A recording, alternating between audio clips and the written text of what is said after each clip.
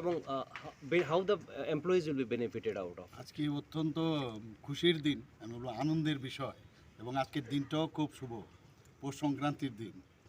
এই পৌষ সংক্রান্তির দিনে অনেক দিন ধরে এই বিষয়টা কথাবার্তা চলছিল।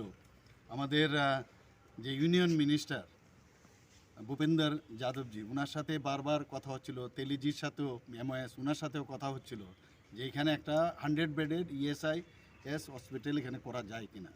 তো এখানে ওনাদের একটা ডিসপেন্সারি এখানে আছে জিবির কাছে, AGMCর কাছে। তো যেহেতু 100 বেডের হসপিটাল, তখন ওনাকে আমি প্রপোজাল দিলাম যে আমাদের বুজংনগরে, যেটা আমাদের মাননীয় স্পিকার মহোদয়ের বিধানসভা, তো সেখানে কেননা ESI হসপিটালটা এখানে তৈরি হোক। তো সাথে সাথে উনি রাজি হয়ে গেলেন। তো আমরাও খুব শীঘ্রই সেই ল্যান্ড পাই। 5 একর আমরা জমি আমরা বিনা পয়সায় ওনাদেরকে দিয়েছি। তো আজকে যেহেতু খুব সময় কম, তো ওনারা ফিজিক্যালি আসতে পারেননি, কিন্তু আজকে তার ফাউন্ডেশন লে আমরা ভার্চুয়ালি হয়ে গেল।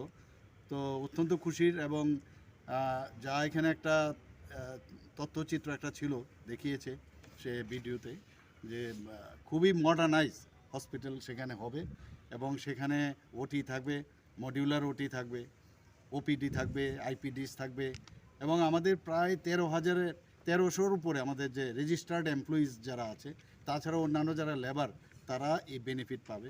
এবং সত্যি এটা খুশির বিষয়, এবং যা আজকে কথা হয়েছে যে 3 বছরের মধ্যে এটাকে সম্পন্ন করবে। তো প্রায় 100 কোটি টাকার প্রজেক্ট সেটা। তো এটা অত্যন্ত আনন্দের বিষয় যে ত্রিপুরাতে প্রধানমন্ত্রী নরেন্দ্র মোদীজি যেভাবে বলছেন যে অ্যাক্টিস্ট পলিসি, সত্যিকারের অর্থে ওনার মার্গদর্শনে সব দিকে আজকে রাস্তাঘাট থেকে আরম্ভ করে সব দিকে, হীরা তো আমাদের মডেল দিয়ে দিয়েছেন, আবার নতুন করে হসপিটাল দিয়েছে, একটা ডেন্টাল কলেজ আমরা নতুন করে এখানে ওনার হাত ধরে এখানে উদ্বোধন হলো। তো সব দিক দিয়ে ত্রিপুরা এগিয়ে চলছে।